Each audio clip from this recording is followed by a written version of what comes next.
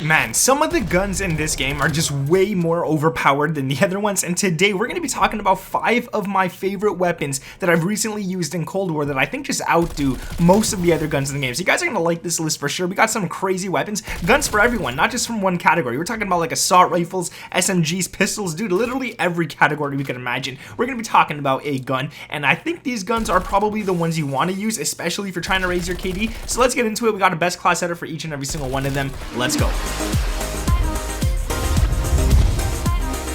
What is up, guys? My name is Nick and welcome back to another Black Ops Cold War top 5 overpowered class setups. And I will say right away, straight off the bat, we got 2 classes in this list that work in Warzone as well. Like, you don't have to change them whatsoever. They're perfect the way they are for Warzone, and I'll let you guys know which ones they are when we get to them. And if you guys could drop a like on this video, that would be absolutely amazing, and subscribe to the channel if you're new around here with those noties turned on as well. I would truly appreciate that, man. We're on the road to 700k, and if we could hit that, dude, that's almost 3/4 mil. That is just, that's crazy, dude. That's unbelievable. And also, guys, I need you to leave a comment down below letting me know your favorite gun in the entire game along with your KD. I'm trying to see something here. I want to see what guns lead to what type of KDs and whatnot. So if you could leave that, that would be amazing. Let's start the list off with a gun that I think every single person's gonna love, and that is the XM4. Now, the XM4 is a great weapon for many reasons. One, it could be used as an SMG, but it is an assault rifle, so it still works as an assault rifle. And 2, it's probably just the easiest one to use. There's barely any recoil, and especially on this class that I'm gonna share with you guys right now, this gun has like no kick. If you ever wanted aimbot, this is the closest you're going to get to it. So for this class right here, you only need 5 attachments. Actually, for every class on this list, luckily we only need 5 attachments, so we can utilize another wild card rather than using the one that gives you 8 and whatnot. So anyways, first thing on this list is going to be the optic. Now, the optic is kind of important, but it's not that important. Now, I really recommend the Microflex LED for this gun because you're already super accurate. You don't need another optic that's going to make you more accurate. This one is good enough. You're going to feel like you're lasering people. It's small enough that it doesn't cover up half your screen, and you can still see people outside the optic. After that, we're going to go to the muzzle, and that's going to be the muzzle brake 5.56, just to give you 4% extra vertical recoil control. It's not that crazy, but it does help out a lot. Like, this gun doesn't even kick upwards, bro. Use this gun, it's nasty. Now, the barrel is going to be the 13.5-inch task force. You get 7% extra damage, 50% effective damage range, and 50% bullet velocity, which in my mind, dude, it's nice. It is really damn nice. Now, if you don't have that one unlocked, you could obviously run the 13.7-inch Ranger for 100% bullet velocity. That felt really weird saying. Going down to the handle, we got the airborne elastic wrap for 30% ADS speed. This is where it's nice to actually feel like an SMG. 90% flinch resistance. This is why you feel like such a laser, and you could aim while going prone. And for the last attachment, we're going to go to the stock, and that's going to be the buffer tube, which is pretty much no stock.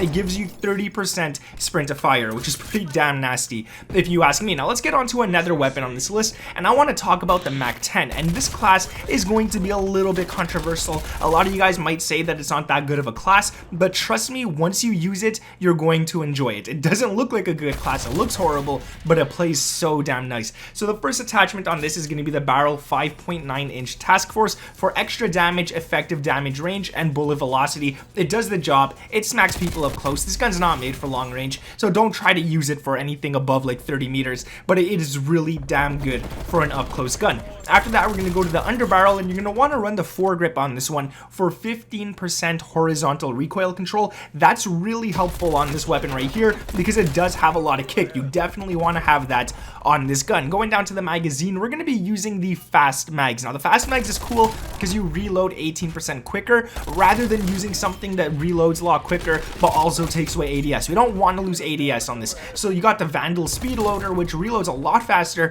but you lose 6% ADS. Then you got the Salvo 53 round fast mags, which you lose 25% ADS, which is garbage. You don't want to use that. So yeah, this is, you're kind of stuck at a low amount of bullets, but it's pretty damn nice. And you could even use the 43 round speed mags, but you lose ADS. There's no point. The handle is going to be the airborne elastic wrap. You get 30% ADS, 90% flinch resistance, and you could aim while going prone again. Same thing as the XM4. This is really damn nice to use. And the stock is going to be the no stock for that 30% sprint to fire speed. Really damn nice. This class is crazy. A lot of you might not like it, but it's really, really good. Going down to another weapon on this list, I want to talk about my favorite SMG. And it's not my favorite SMG because it's the best. It's not the best SMG in the game, but it's the most consistent. It's going to feel like a laser. You're going to get that long range. You're going to get close range. It's an all-around good SMG. Now, it's not the best up close, but it gives you all ranges, which is really nice, and that is the Bullfrog. First thing you want to run on the Bullfrog is not going to be an optic. It's actually going to be a muzzle, and that's going to be the muzzle brake 9. Again, you want some vertical recoil control.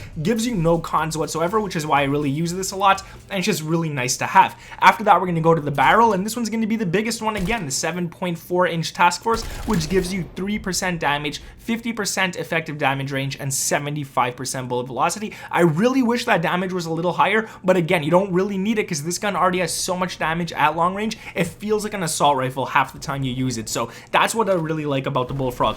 After that, we got the magazine, and that is going to be the fast mags, so you can reload a lot quicker at 18% actually, and this gun here, without this, kind of reloads slow because it has a big magazine, so you kind of want to put that on. It's kind of needed.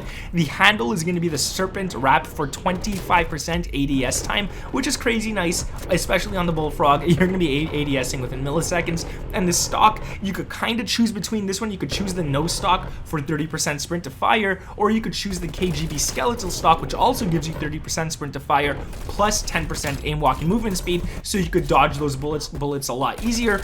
But the con to this is minus 30% hip fire, and I like to hip fire, so I don't like losing that, and 30% is a gigantic number. That's why I'm running the no stock instead. Now, another weapon on this list before we get to the last one, and the last one's an assault rifle, but let's talk about pistols quickly, because a lot of people bash pistols, but if you use these ones, the magnums I'm talking about, and you put the right attachments on, you guys see the gameplay, man. Like, it's the best secondary in the game. You don't need to run any other secondary if you got the magnums on. Not only is it really damn good, but it's going to save you so many times, especially if you have to reload your primary weapon. These are going to come in handy like crazy. So the first thing you want is the muzzle brake 4.4 or 0.45 APC. That's weird to say. It gives you 5% vertical recoil control, which is nice because this gun kicks up like crazy. After that is the barrel, and you want the biggest one in the game. Maybe not the biggest, but the best barrel in the game, which is a 7.2-inch task force. Guys, this gives you 17% damage. That's insane. It gives you 40% effective damage range and 120% bullet velocity. Now, this means that the gun is 2 shots. It only takes 2 shots to kill, but we're going to change something, and it's pretty much a 1 shot. You guys are going to see in a second. The body is going to be the SWAT 5mm watt laser sight for 35% hip fire accuracy. You lose 8% ADS, but we do not care for ADS on this gun right here. The magazine is going to be the fast mag, so you can reload a lot quicker, and then the stock, the most important thing, is the dual wield, and this is where you pretty much get 1 shot. You tap L2 and R2 or L1 and R1, whatever you shoot with, at the same time. The dude's dead, bro. The dude is dead, and this is why we don't care about ADS. You can't ADS with dual wields, but the hip fire accuracy at 35%, you're gonna be really accurate with these here, and this works in Warzone. This one definitely works in Warzone. The XM4 class I gave you as well definitely works in Warzone. Now, going down to the last weapon on this list, that is going to be the Krig 6, and this class kind of works in Warzone, but we gotta change 2 things to make it a lot better. So first off, this is the Cold War class. The first thing you want to run is the Quick Dot LED for the optic. Now, if you're playing Warzone, you want to run the Axle Arms 3x scope, but right now the Quick Dot LED, I'm messing my words up a lot today, guys. I'm sorry. That one really works for this one. Going down to the barrel, for Cold War, I recommend the 19.7-inch takedown for 150% effective damage range. For Cold War, or for Warzone, I should say, I suggest the 15-inch CMV mil spec for 6% damage and 8% strafe, so you can dodge those bullets a lot easier. Going down to another one, you want to run the magazine, and that's going to be the Stanag 50-round mags. Now, you do lose 20 or 15% ADS and 10% reload quickness, but you get a lot more ammo, you reload a lot quicker, and it's not too bad. The handle is going to be the speed tape, so you can ADS at 10% faster, and the stock is going to be the wire stock, so you have 10% sprint to fire speed a lot quicker. Now, if you're playing Warzone, you might want to switch it to the Raider stock, and for the handle, you might want to change it to the airborne elastic wrap. Also, for Warzone, you might want to think of it, you might got to take off one of these attachments and throw on want an underbarrel that gives you some sort of recoil control. But for now, this is the Cold War class. You guys can check it out. It's nasty, it's good, it does the job. I hope you guys enjoyed this list. This is the top 5 best guns in Call of Duty Black Ops Cold War. Man, if you guys do like these, make sure to drop a like, subscribe to the channel if you guys are around here. We're close to 700k. That's gonna be a crazy number when we hit it. Even when we hit 669, that's gonna be pretty crazy as well. You get it, man. Guys, leave those comments down below, your favorite weapon and your KD in the game. I'm trying to see like how these weapons correlate with KDs. Thank you guys for watching. My name is Nick, and I'll catch you in the next one. Peace.